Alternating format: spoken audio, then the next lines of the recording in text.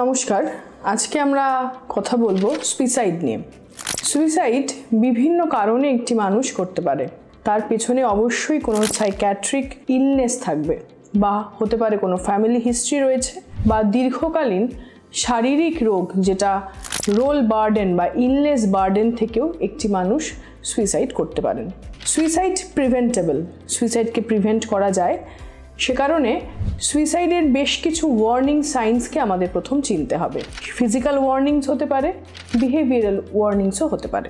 Physical warning মানে যেখানে ব্যক্তি এমন কিছু বিহেভিয়ার করছে, যেরকম নিজের বিলঙ্গিংসগুলো হয়তো কাউকে দিয়ে দিচ্ছেন, বা সে সারাক্ষণই বলছেন যে আমার এই বাড়িতে থাকতে ইচ্ছা করছে না, আমার বেঁচে থাকতে ইচ্ছা করছে না। কিছু ভার্বালিও সেখানে বিহেভিয়ার ম্যানিফেস্টেশন হতে পারে।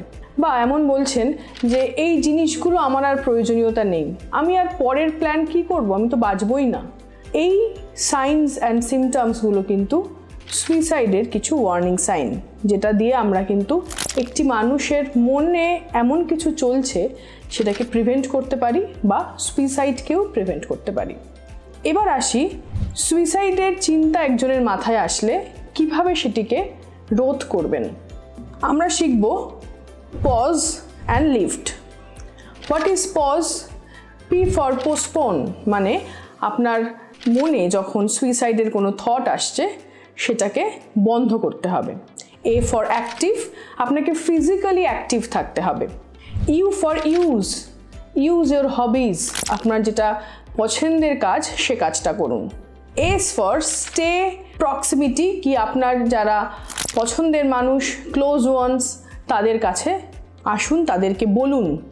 অ্যান্ড ইউ ফর এঙ্গেজ, এমন কিছু কাজে নিজেকে এঙ্গেজ করুন, বা এমন মানুষদের সাথে নিজেকে এঙ্গেজ করুন যাতে আপনার থটটা ডিস্ট্র্যাক্টেড হয়। And lift. L for look, look for someone, যাকে আপনি আপনার সমস্যার কথা বলতে পারবেন। আই ফর ইনফর্মড, আপনার যে সমস্যাগুলো হয়েছে সেই সমস্যাগুলো যে একটি ডিপ্রেশন বা কোনো মানসিক রোগের সিমটম, সেটাতে ইনফর্মড হন। And then F, that is follow up. Follow up মানে আপনার যে সমস্যা হয়েছে সেটা নিয়ে আপনি কোনো মনোবিদ বা মনোচিকিৎসকের কাছে যান এবং সেই ট্রিটমেন্টটা কন্টিনিউ করুন।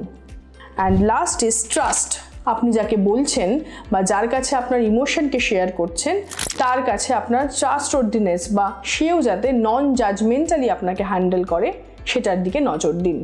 এমন কাউকে শেয়ার করুন যে নন জাজমেন্টালি আপনার মনের ভাব বা মনের ইচ্ছাকে যাচাই করবে।